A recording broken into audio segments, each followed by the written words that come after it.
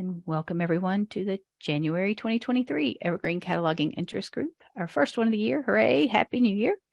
I am Jennifer Weston. I'm the facilitator of this wonderful group. And as always, I like to recognize the members of the organizing committee because it takes a village. They're all listed there on the right at the top of the agenda. So thanks to everyone. And we will be giving special thanks today to Kate Coleman from Jefferson County Library and from Mary Llewellyn from Bibliomation because they are going to be doing our featured presentation today on using MarcEdit. So I am going to just go through a couple of quick general announcements and notes for the group and just take maybe 5 minutes to do that and then hand things over for the program. If there's anybody new with us today, welcome. And as just a matter of structure here, what you're seeing is, of course, the agenda for today. It will magically turn into the notes for this meeting because we'll be taking notes real time and then I'll update them after the call. The call is being recorded, of course. It will be shared on our wiki, and there's a link to the wiki here at the very top and also here in the first bulleted item there. So the recording will go up usually within 24 to 48 hours.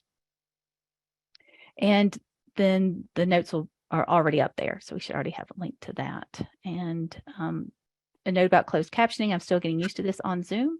So if you want to turn that on, feel free. And thank you for those that are turning it on already to remind me that I needed to make that comment so that we'll have the transcript to go along with the recording. I think that's it for general housekeeping, other than hearty welcome to you all. Okay, so quick notes, and I'll go through even quicker than usual. There is a wiki. Yes, it's always a work in progress. I'll just leave that there. I had hoped to have the cataloging interest group year in review document available. I realize that this has become almost a tradition because this will be the third year we've done it. So I will have that available later this week. I know, later this month is the actual thing I'm committing to. I know you're probably not all just waiting on pins and needles for such a thing, but it is nice for us to review and see everything we covered the year before. It's always surprising to me when I go back and do that, to see all the great conversations we had and the work we've done together to celebrate. So I'll have that available and I'll send it out when it is. We'll celebrate that next month. Evergreen release notes are always included on our agenda so that we can remember to touch base on anything new. There hasn't been a new major release, of course. We wouldn't have expected that since our last meeting in December. However, at our last meeting in December, I did not have the tabular release notes completely updated. They are completely updated now with 391 and 310. Anybody not familiar with those, it is exactly what it sounds like. There's a tab for each version of Evergreen going back to, well, let's just say going back several, I think 3.5 or, okay, don't hold me to that. But each new release we get updated there. And there are links to the Launchpad bug that is actually included in the release. So if you want to see some of the history of the things that are new features that come out, bug fixes that come out, that sort of thing, that's available. Other than that, the rest of these links kind of speak for themselves. We've started adding to our agenda kind of a note about any working groups that we have. See how I am just so hopeful that as we're growing, we're going to have multiple working groups and subcommittees. Currently, we have one active one, the Authorities Working Group, hoo-ha, and we are meeting monthly. I've got Darcy's name and email address on there. If you have questions, let me see. Darcy, are you here? Is there anything, I'm putting you on the spot, anything you want to say about this group as an update? Or Mackenzie, either one, or anybody. Jessica, see if all of you are here. We don't have to. I didn't intend for us to talk about the Authorities Working Group today. I did want to leave it on the agenda, though, just as a reminder that if anybody, especially if you're new to this and this is a new announcement to you, that if you're interested in authorities and you want to join our meetings, they are not exclusive. Anybody is welcome to do that. We are kind of working through some wish list items, documenting what we know, documenting how it works, doing some testing, looking at bringing in some of the King County kind of custom stuff that they have that we'd like to introduce to the community. So we're doing some really great stuff. And again, if you have questions, our meeting notes from last month had all the members on there, and I will add those to the wiki so you can see everybody in the Authorities Working Group once I get their permission to do that. I was just thinking I haven't done that. So anyway, you'll get more updates on that. Know that there is a working group. And if you're interested in what's going on, let us know. We'd love to have you. Moving on to celebrations. Bug Squashing Week is coming up, and I always think that that's something to celebrate because that means we get to test new features and bug fixes and perhaps even things that we've asked for out of this group that we get to test and see what it looks like. So look for that message from Taryn that'll come out the week of the 27th of February. We'll meet again before then as a reminder, and we can start seeing some of the pull requests that are out there. But go ahead and mark that on your calendars. If you can give an hour or so to bug squashing, we'll talk about how you can get involved next month if that's new to you. And if it's old hat to you, then be prepared. And then Evergreen Conference, the programs have been announced. There is a lot of really good stuff for catalogers, so much so that you might have trouble choosing between sessions. Good news is we always have this group we can come back to and revisit some of the material. So check those out. We'll talk next month and in March also about how we'll get together as an interest group beyond just the one session we have there. So we have some ideas that are floating around, but I certainly hope we can see many of you there. Registration is open. Again, we'll cover conference in a future meeting. As always, we have our Catalogers Connect, our brother and sister interest groups that are out there. We like to promote each of them as well. If any of those meeting dates are not correct, please let me know. I do try to just pull them from what I know to be their regular meeting schedules. I also like to promote each of those. It gives us time just to pause and see what's going on with those. One announcement I did want to make is the February Reports Interest Group is going to be a crossover event with the Cataloging Interest Group, because we're going to pick up talking about the cataloging reports for collection development analysis. That is one of the things that we talked about after last year's conference. We actually had a wish list, so we are going to revisit that as a group.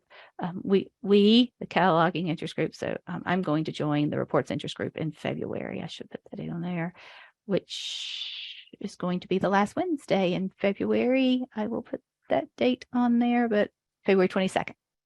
So if you want to talk about reports for collection development analysis, please join the Reports Interest Group. Get that on your calendars as well. Okay, I do talk quickly when I need to. Here are Launchpad bugs. As always, these are just links to various specific bugs. One note, I did add a new one as a link over to Launchpad, this Cataloging Plus Needs Discussion. Before I would do just Needs Discussion, and there are a lot of them. So I've tried to narrow it down to those that have both a cataloging tag and a Needs Discussion tag. If you are, again, new to this group and you have questions about what Launchpad is or how you might become involved in adding comments to any Launchpad bugs, please let any of us know, any of us, meaning the organizing group that was listed at the top, or you can simply just email the cataloging listserv. But we do kind of track the various tags that are out there. And once a month, I like to include them on here to give people time to see if there's anything new. This is especially important as we go towards Bug Squashing Week, if there's anything that we need to amplify our voices about on any of those. Reminder for Staff Catalog Blocker, I'm going to leave this on there because we are being asked to identify anything that we cannot currently do without the traditional catalog. Clearly, the foreshadowing is there as the traditional catalog will eventually go away. But if there's anything we simply cannot do outside of the traditional catalog, and there are things, we need to make sure we have documented those and say, please either, we need to make sure that we're not left without functionality. So there are 10 of those currently, or there were last time I looked. And I will just give my last note that our next meeting is Tuesday, February 14th. Mackenzie asked a question, what counts as the traditional catalog? Let me see if I have you open. It's the one that says traditional catalog, not to be a complete smart aleck. But let me see if I can get over to the demo site here. We also refer to it as the patron view catalog. There you go. Nope, wrong thing. Hold on. Ignore my many bookmarks there. Where's my community server? Community server. There we are.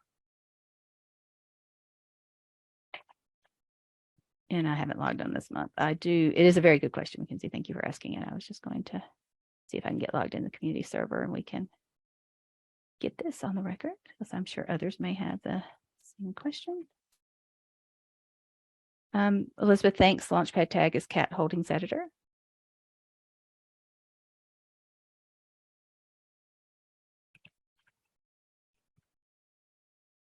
Anybody can sign into the demo server. The link is on the agenda. Under cataloging, there is search the catalog traditional. This is what we mean by traditional catalog. And if you'll notice at the top, this could look different for different people.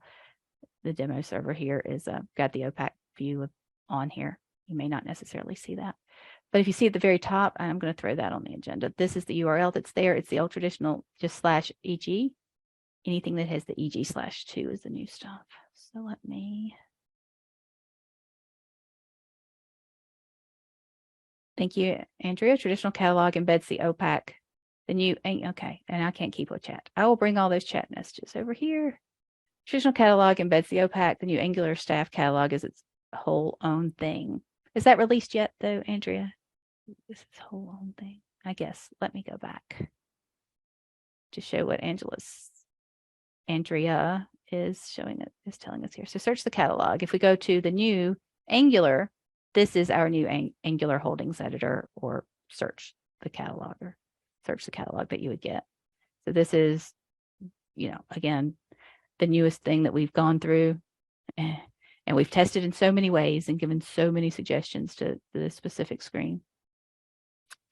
This isn't the editor, this is the search. I'm confusing things, but this is the search screen that you get to, and then once you get in there, it turns into the holdings editor once you open a bib record. But so this is new version, and it's the one that has the EG/2. If you're ever just wondering, pop that over here.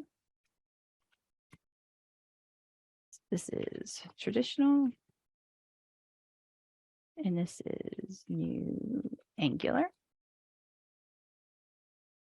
And then I will drop Andrea's notes in there once. Elizabeth, we delayed our planned January update to 3.9 from 3.7 due to the number of issues with the new holdings editor. Yes. And holdings editor, while we talk about searching the catalog, there's this search the catalog traditional, search the catalog regular. But if we just do, to be able to take just a moment to identify what Elizabeth's saying here, the number of issues with the new holdings editor.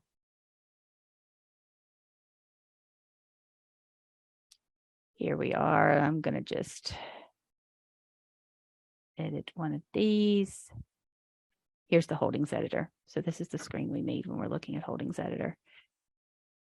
So this is when we have the preferences where we can choose whether or not we want holdings or item attributes, or we want to combine unified screen. Anyway, I'm not going down that rabbit hole, but this is what we're talking about when we're talking about the holdings editor versus the search.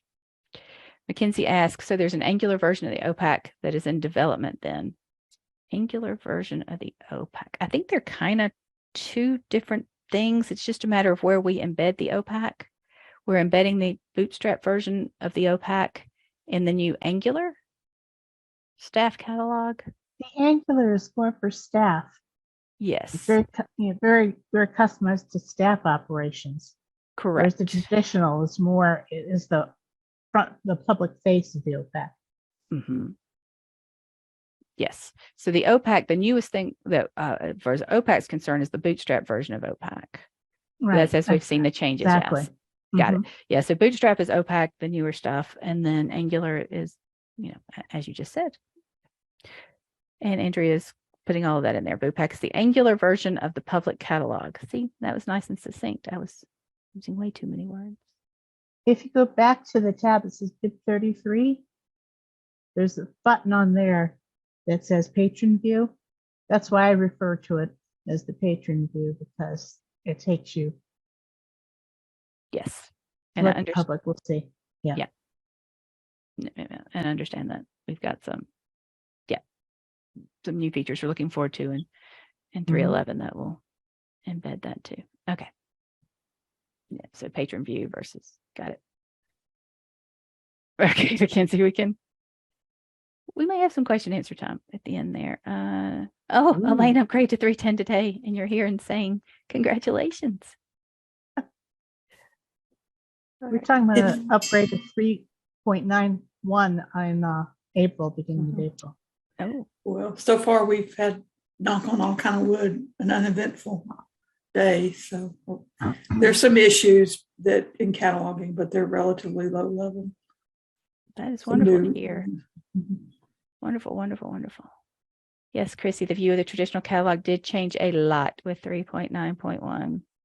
Yes, and we're all wishing everybody at Pines a completely uneventful day today. Okay. And Andrea's put a shameless plug for review in the Launchpad. And I am not going to put Chrissy's note that they hate it actually in my notes. So you'll have to watch the recording to see that. Let me I'm just going to put this kind of randomly here at the bottom, and Andrea to share this there so I will incorporate that later. Shameless. I'll incorporate that while after it. Okay. I'll let y'all continue on there. I really did not intend to take us down the path of talking about the traditional catalog versus the other in the holdings editor. Maybe next month we'll go down that rabbit hole just in time for bug squashing.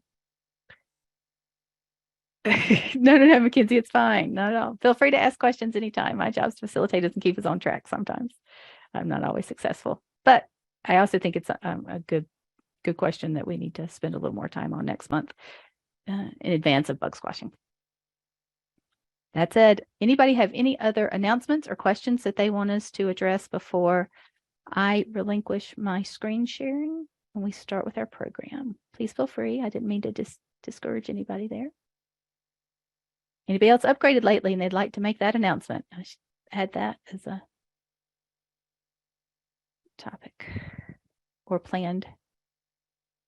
Okay. Kate, are you with us? And are you ready to take over screen sharing? I am here.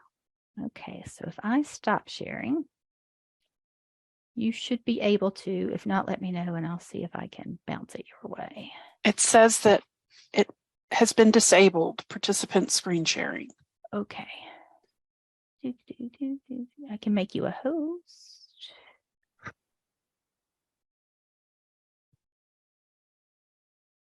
Well, let me do that.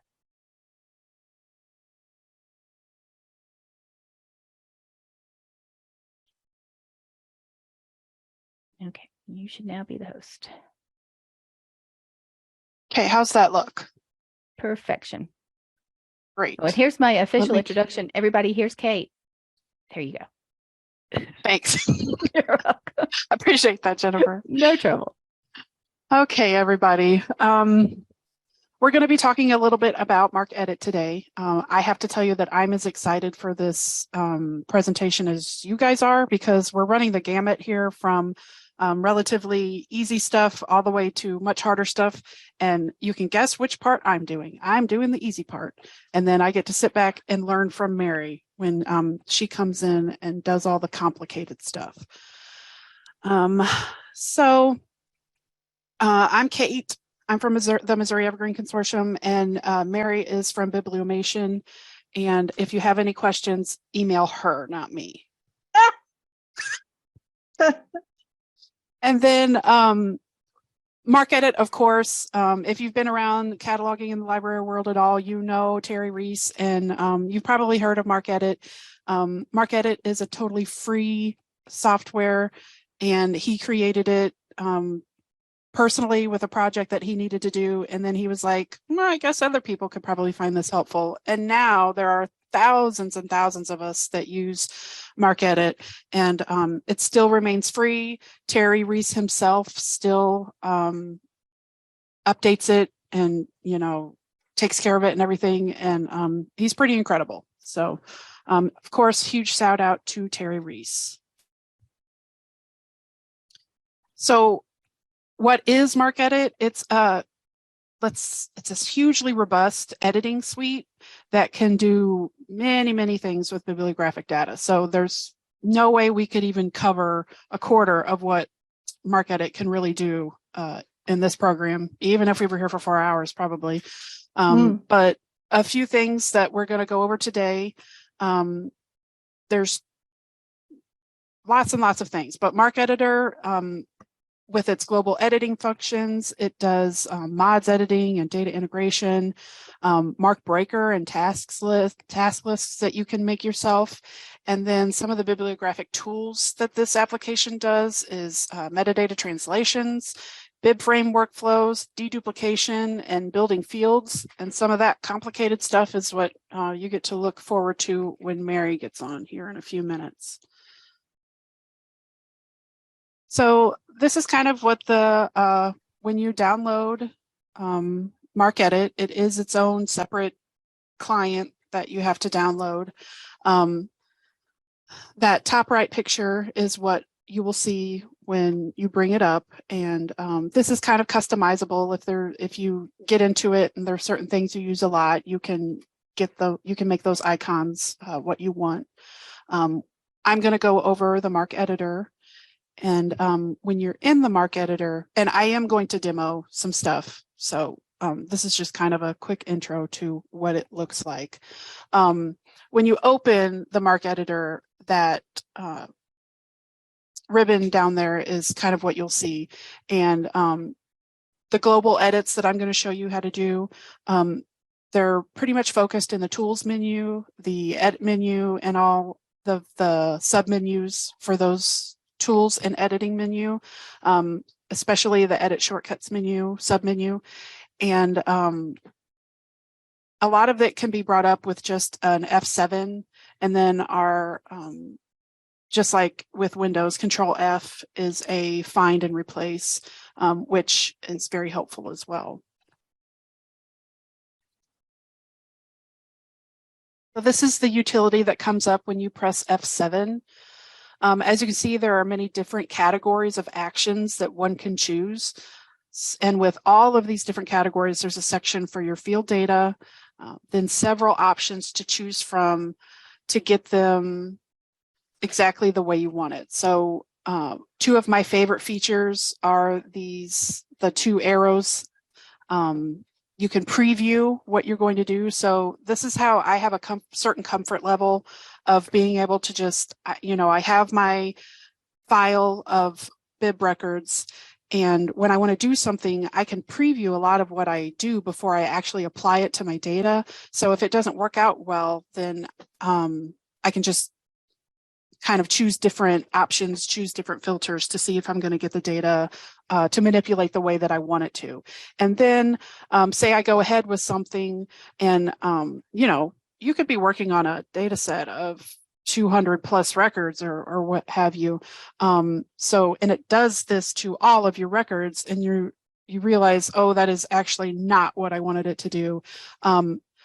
It has this wonderful undo that undoes, even if you did a task list of 100 things to your data, if you hit special undo, it undoes everything, which is absolutely fantastic. Like I said, it gives me a level of comfort so that if you're anything like me, I just learned Mark Edit. I learned a lot of things by just going in there and starting to mess around. So this really helps me be able to do that with being able to preview what you're going to do before you do it. So this is just an example of a task list.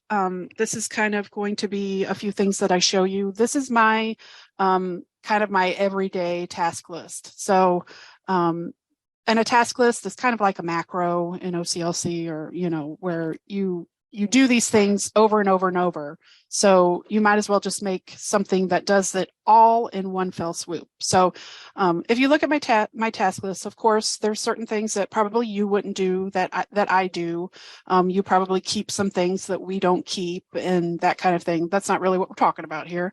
I found myself doing these things over and over. So making these task lists automates all of those things with just one click.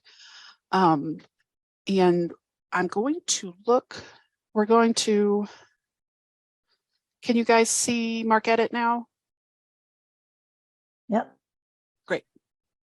Okay, so I'll show you that task list again. So I'm going to go to Manage Tasks. And so this is that task list again. And I just picked a few things here that to kind of show you what I did, and then to kind of move around in that utility that does so much. So I'm going to open a file.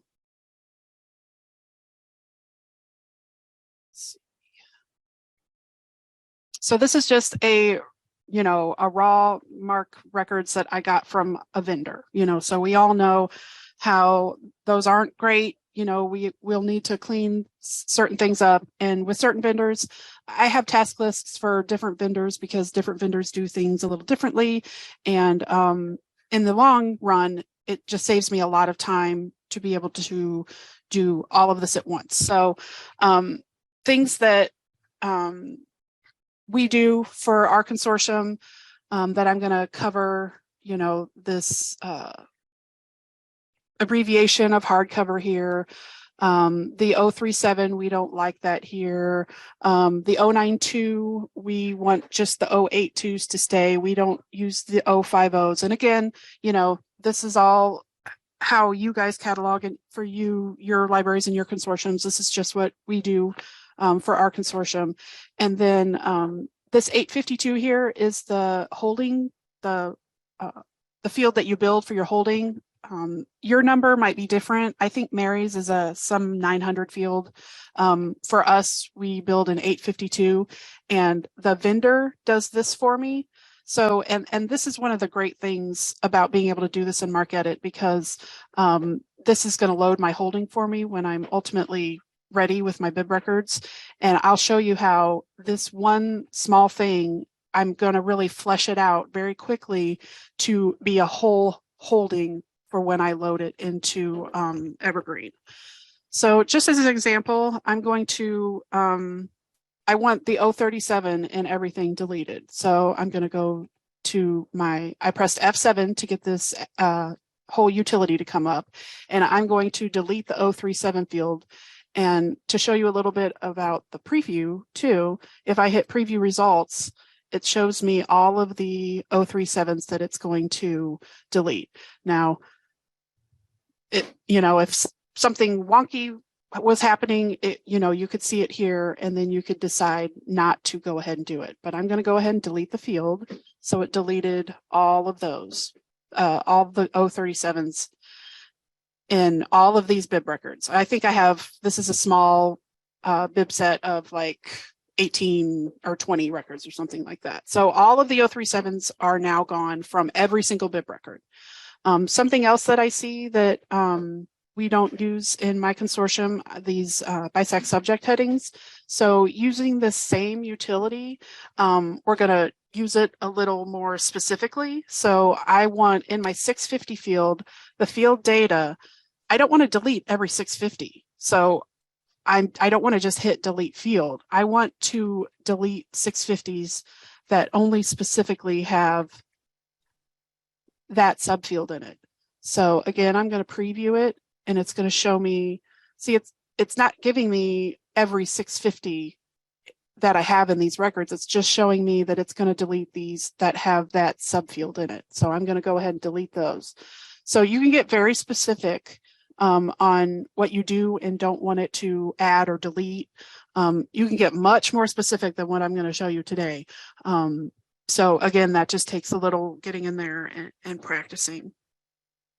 So another thing that I like to do to clean up my bibs before I import them into my catalog, I'm going to do Control F, which is, a find and replace. So right here, it is my qualifier field in my subfield 020 just says this, and I want it to be a little more user friendly. So I want it to everything. It's going to find all the subfield cues that have that that look exactly like this. That's the thing. It has to spacing everything. It has to look exactly like this. It's only going to find those, and it's going to again, we can preview, and you can see this is what it was, and this is what it's going to be. So it only changes the data, the subfield Q HRD to hardcover. So I went ahead and hit replace. And again, I'm going to show you now that you kind of have a feel for what it looks like. You can see here, like in my task list, I do the same thing for hardback, library binding, paperback, reinforced, and I just have it switch to what I use in for our consortium. And then you can see here, I delete fast headings, I delete all of the bisects, and this is for all of the subject heading fields. You know, I don't want to just delete these headings out of the 650 because we all know there's fast headings in 655s and all of those different fields. So in my task list, instead of running, you know, what is this, 25 different things, I just run this task list and it does it all at once. Now, like I said, building the 852, which is your holding field, is one of the best things that you can do with this functionality. So, and this is your task list here. This is an icon that's on the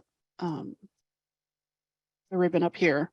So I'm just going to do my general changes. And as you can see here, it did all of those tasks very quickly. And that little 2 subfield field that was here before, that 852, I was able to change it to this all long thing, which is then going to translate, of course, when I load it into the catalog. This is my, what is it, owning library and circulating library, and then all of these subfields. So why these aren't filled out right now is because I use this, like I told you guys, for, this is just a general one that I pretty much put on every single load of records that I put. And then now I'm going to go in and specify for this specific file is, these are large print records.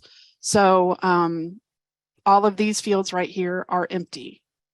So I'm going to go to hit F7 and I'm going to edit subfield data. So in my 852, my subfield C, that's my shelving location. So my shelving location is large print. And then I'm going to replace that, and my C field is now large print in all of these 852s. And then I'm going to do my G field, which is my circ mod. My circ mod is books. And I'm going to replace my text and all of that. And you'll notice I put 852G and I didn't put anything here because that G was blank. There was nothing there. If something had been there, like right now it's books, and I decided I want to make this. And of course, this is all, you know, you have to use your actual valid statcats and locations up to, you have to do exactly the way it looks like in your catalog. So if your status on order has a dash in it, like our branches have dashes in it, but on order doesn't. If this right here didn't have the space in it, the whole file would error when I loaded it. So, and that's one more reason why task lists are so helpful, because that's one less thing for you to, you know, mess up ultimately. If I had to do that on every single one, this automates it for me to make it look, you know, just the way I want it to. So you really, when you set up these task fields, the way I think about it, or these task lists, I needed to only do it perfectly correctly that one time. And that one time was when I was setting up the task list. And then everything is done for me after that. So I'm going to go back to the 852 and subfield G. So like I said, before it was blank, so I didn't put anything here, but now it's got something in it. So I'm going to replace books with, we actually have a StatCat that is large print books. We don't, but this is, and so it changed all of those books to large print.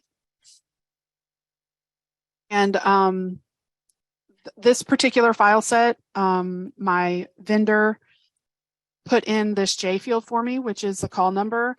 But also when I ran my huge task list, it added that field for me as well. Well, I don't want that empty one. So I'm going to go to Tools, Mnemonic Formatting Tools, and I'm going to remove empty fields.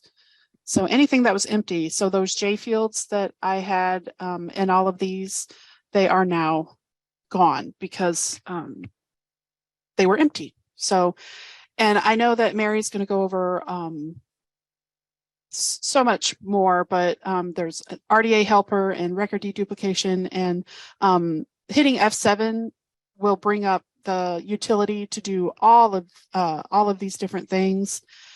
And let's see. One of my favorite ones, this is the last one I'm going to do before I hand it over to Mary. I'm going to swap fields here.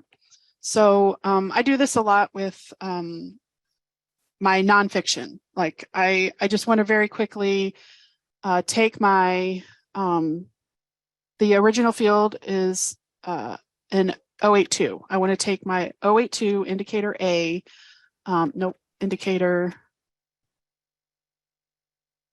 subfield A, and I'm going to leave this blank. And then in my 082, I want my indicator J, which is my call number. Do you mean to 852? You're moving from 082 to 852? Thank you. Okay. Yeah, there we go. And then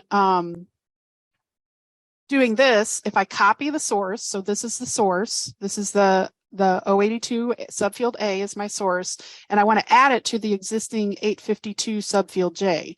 So this then takes my, well, that's why my indicators are 0, 0, not. Yeah.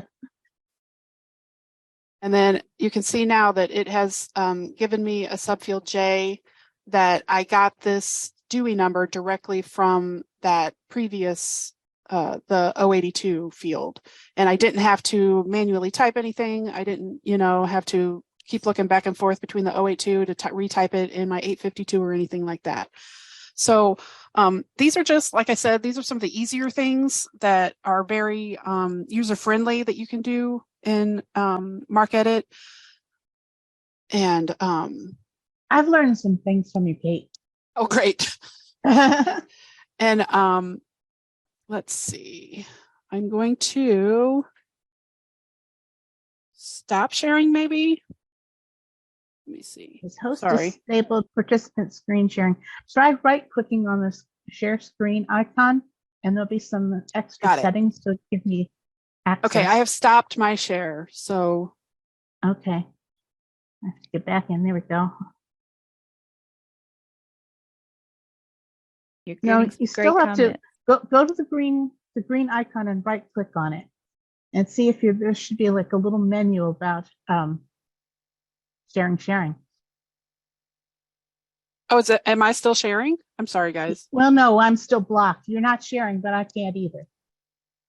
It says host disabled it. So what I'm trying to talk through is how to enable it without making me a host. Okay, I'm ready. So, okay, so right click on that green share icon. Yeah. And you should get a little menu about allowing sharing for Yeah. other people. Okay. So I forget what the exact phrasing is, but Yeah, I think I did it. okay. You did. Okay, cool. I'm in. Let's see.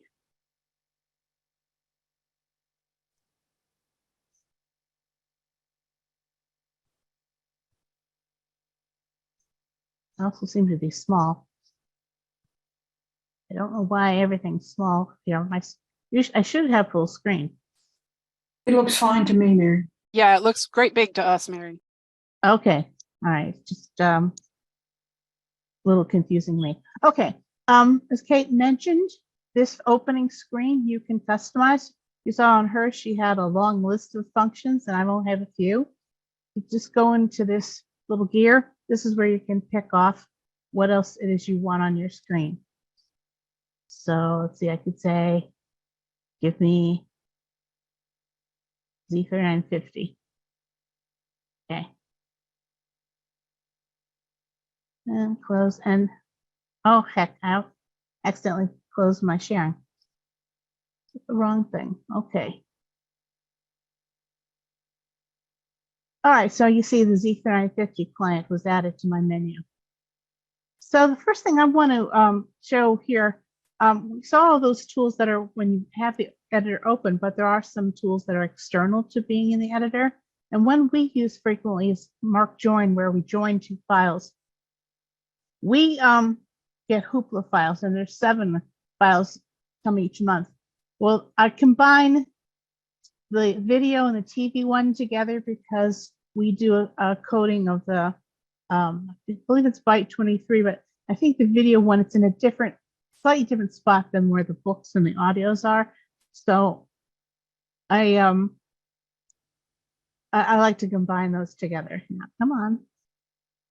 Save that. Come on. It's not opening for me. Of course, because we have eyes watching. Oh.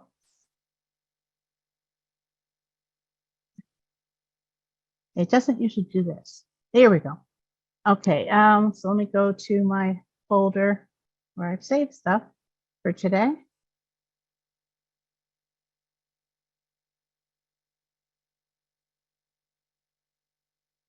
There we go.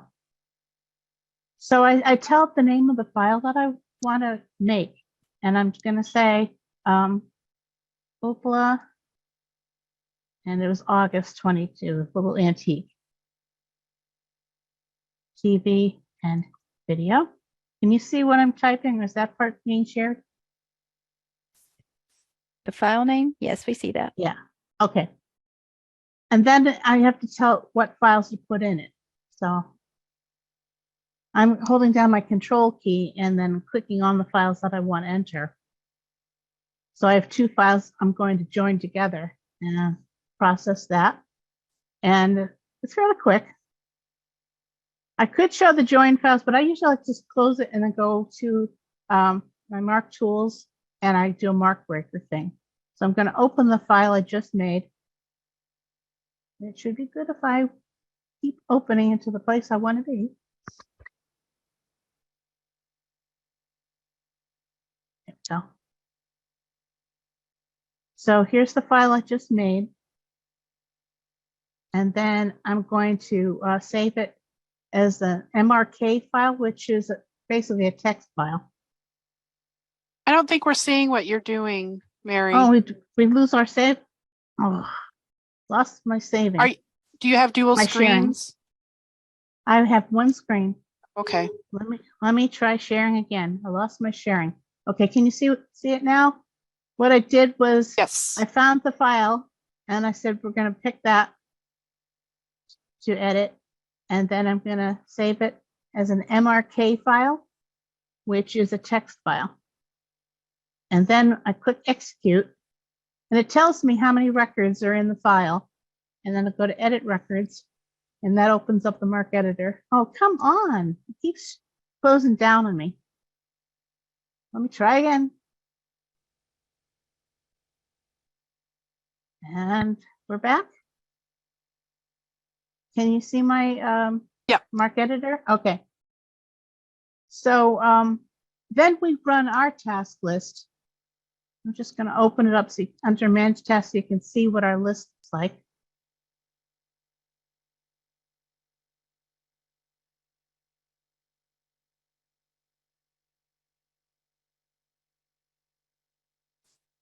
Okay. Okay, so let's open it up. Okay, so this is a shorter task list than what you were seeing before. We've discovered we only have our digital books or digital anything match on the value and tag 001.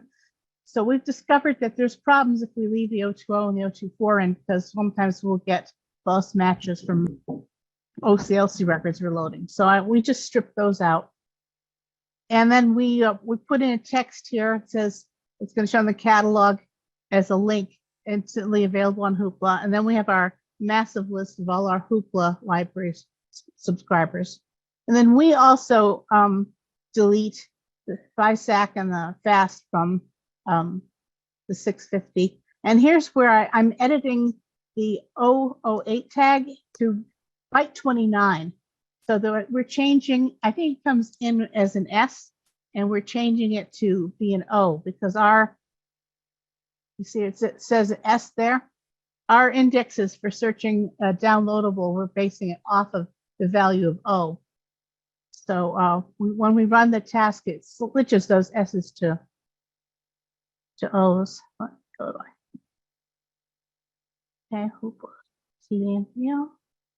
But I think the books and the audio books, it's in byte 23, so that's why I had to parse them out separately. So we end up with this message that's going to show in the OPAC, and then the list of all our libraries. And this no ebooks thing, well, we use a subfield X. We learned that from an Evergreen conference. I believe it was NC Cardinal was doing something with a subfield X to help parse out things when they're using the native mark editing in Evergreen. So that's really what we do. And then I'll save the MRK file, and then I'll recompile the mark file itself. So now the mark file has my changes in it. All right. So another thing we do, check my list here. We have a library who works with Penworthy, and they for their acquisitions, not for full cataloging. So let's see.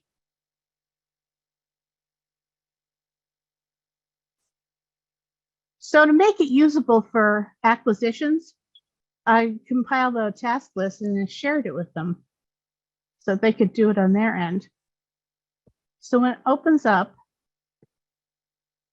first we have this, grungy little record, and we'll eventually replace this with OCLC records, but we want something that they can load to populate a purchase We're still order. seeing your hoopla records, Mary. Okay.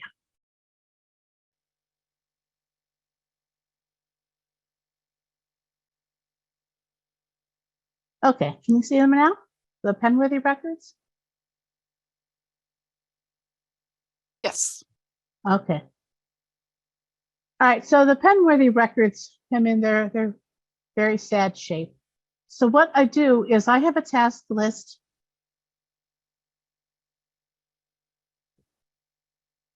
that I created for this library to add their branch code, add the quantity.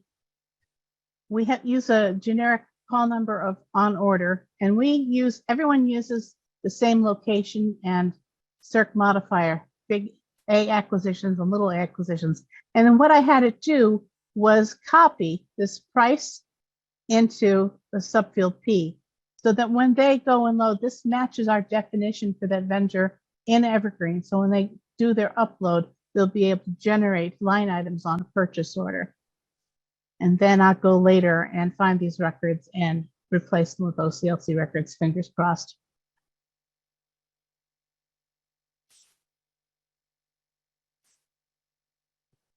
I'm going to say no right now.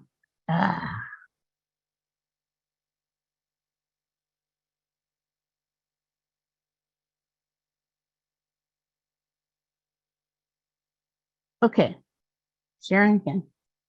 So let's see, I've done that. Oh, there's a method for deduplicating records. I have a record I salted in that has duplicate records in it.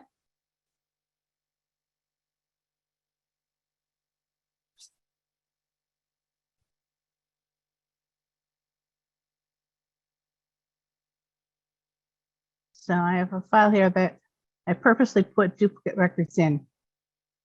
One of the things that what you can do is get a field count to see how many records you've got. And usually based on the 001, you can see I've only got 2 records here. It's more impressive when you've got a big file. So under tools, I just go to record deduplication, and I'm going to base it on the 001, process it. And now if I went back to look at my field count, I've only got 1 record.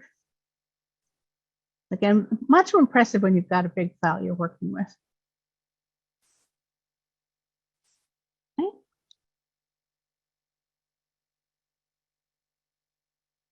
Okay, this one is different.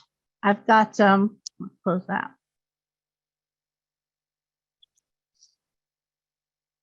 I have a historic document archive within one of our libraries that had things that came from, I think it was Past Perfect, if I'm not mistaken. But you can change your choice. Instead of being Mark Breaker, you can say, I'm going to change it from, it was an XML file, change it to Mark 21. And so I find my file and I'm going to save it in that spot as an MRC file, actually. Okay, execute. And if I want to edit the record, I'm going back to Mark Edit or Mark Breaker, find my file.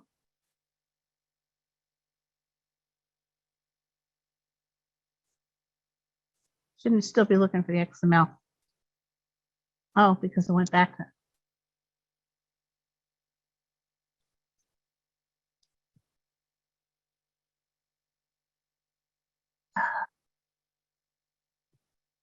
Maybe it's just easier to close it and go back in. Okay.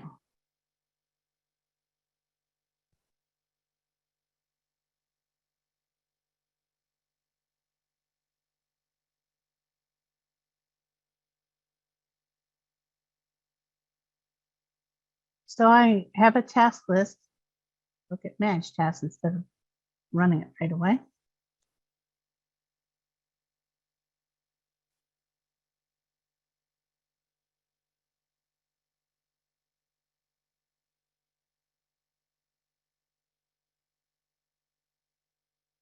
Here it is, PHC.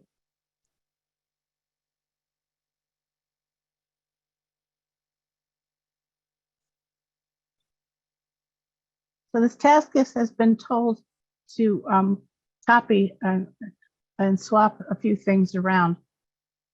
The record has a control number built in, like in a call number area. We decided to make it the control number. So we're copying tag 099 to 001, and then replacing some things. And we're going to change the indicator. They have 520s with indicators values of 3 and 2, and that doesn't really work for us. So let me just save and get out and back. So when I run my task,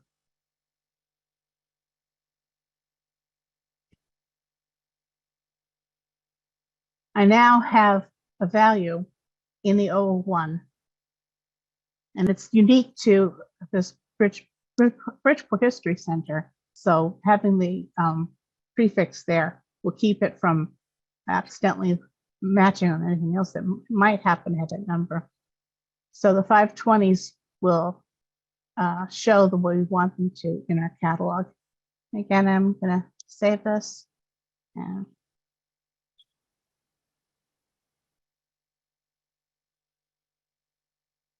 compile it, and so it's be ready for me to load.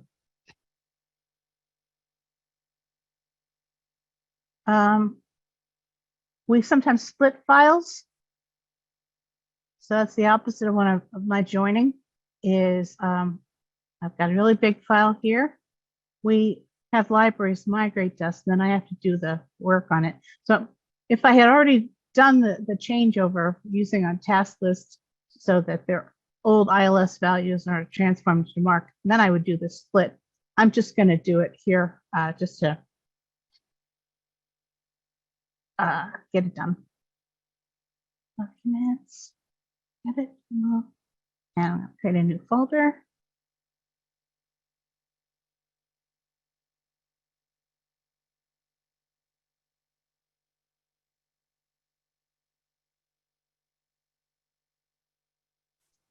And you can tell how many records that you want in a file. So if you don't want the file to get too big, you can split it down. And it says 14 files were generated.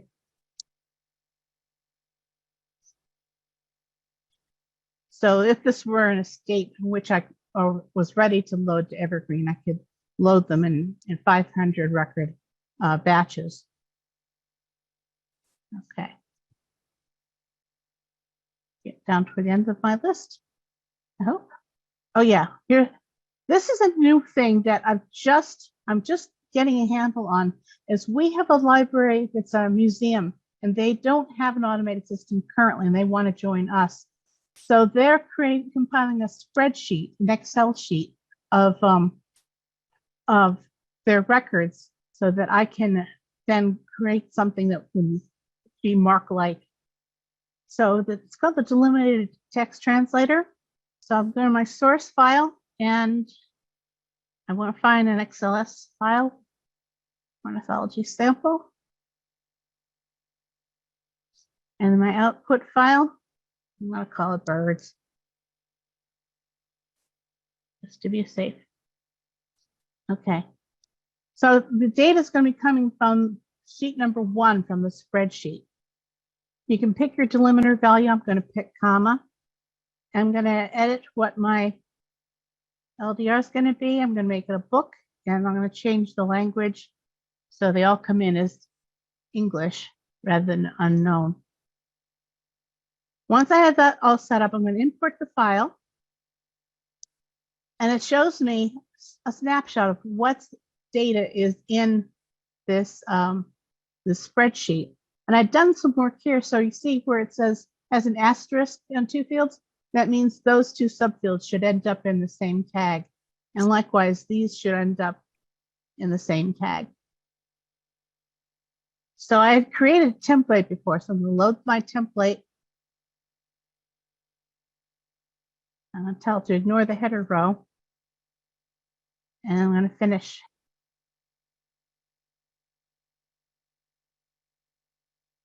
So it said it saved it as an MRK file. So I'm going to use the MARC editor instead of go to the MARC Maker, MARC Breaker thing.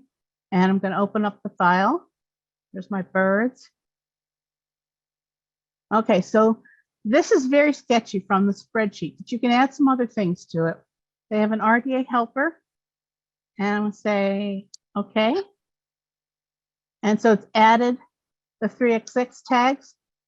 And I'm sure it must have read from the leader that this was a book. So that's why it added it there. And the last thing I want to do with it is I want to generate control numbers. So I'm going to tell it to put my control number in tag 01 with the prefix would. And I'd run this a few times to run it before, and it did records 1 through 8. So it's now trying to start with record 9, but I'm going to set it back to record 1. And I was going to say always insert and generate in current file and click OK. So there's my new control numbers have been added to it. So this makes it somewhat ready for loading in our system. We're going to do some other things on the Evergreen side to generate barcodes and tell what location to use. And I'm going to obviously I would remove this first record because it's really not anything. So I should have done that before I generate, because now I'll start with number 2. And then we would go to OCLC and try to find records to match and overlay those. And I think that was, yep, that's the end of what I had to share. So let me stop sharing. Stop sharing. There we go. So, okay, yep, it's back to Kate and her slides. That's a good slide to leave up Mm-hmm. with the resources. That was fantastic, both of you. You got so much into that single presentation. Thank you. You're getting lots of wows and very close. Oh. Yes. You taught me some things too. This is that's just great. Well, a lot of my things are, garden variety everyday things, but it's stuff I've learned along the way. And so I'm like, this is kind of exciting, that I can do this. Absolutely. And I just wanted to mention, because I know that in some of our I don't know, our get-togethers and stuff, we have talked about regex, which is regular expression. And I know that that's probably on Jennifer's list someday to talk about. I know several of us are interested in learning more about that. And MarcEdit would be the opportune place to use regex. And then you can edit the minutia with regex, and MarcEdit has all the capabilities of doing that. I don't know how to do it. Maybe someday. No, I'm not really cool on regex either. There's a few I've cribbed from other sources and used it to like rearrange the order of subfields whenever I'm doing this pre-migration conversion. But I've tried. I found a PDF file on it, and I don't get too far with it. But his listserv is a good place to go and ask the questions like this. Say, tell them what you're trying to do, and you'll get advice on how to do that. I think I saw a question about what is Mark Breaker. Mark Breaker is the piece that takes a mark file and changes it so it's in like a text-like version so that you can make changes to it. And then Mark Maker does the reverse. If you opened an MRK file and you wanted to change it to a mark file, you can do that with by opening in Mark Maker. I tend to just work with the save and the compile icons within, so that if I'm working with an MRK file and I want it to be a new MRC file, I'll click on the compile icon, and that will change it into the format I need for loading.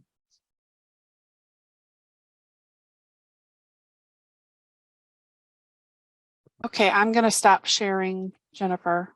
Okay. Well, and time's up, and I just dropped a note in the chat too that we'll get the recordings out because we'd run a little long. Thank you both so very, very much. And I think when Kate stops sharing, then our meeting's over. So look for the notes. Thanks to both of you. I've captured notes for future discussions, and see you in February. Thank you. Thanks, everyone.